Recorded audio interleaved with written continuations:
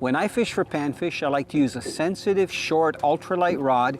And one thing that I really like doing is using a knot that has a loop in it. I don't like using a snap, especially with light jig heads when I'm making a very delicate presentation. I like to use a knot that allows the lure to swim freely. Whether I'm casting a small grub and retrieving it slowly, I want to get as natural as action from that lure as possible to fool those big panfish.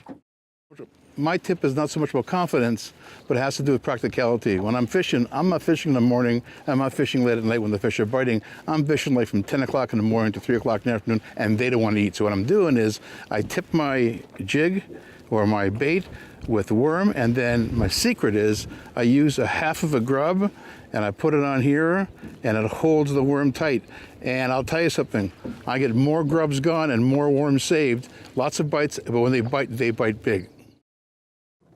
Something that gives me a lot of confidence fishing for panfish is using fluorocarbon leaders about 6 feet in length that are light, about 4-pound test. Another thing is the jig head. I like to use 1/8 of an ounce jig heads or less because I get a nice subtle fall in the water and that triggers a lot of bites. So keep that in mind next time you're out in the water.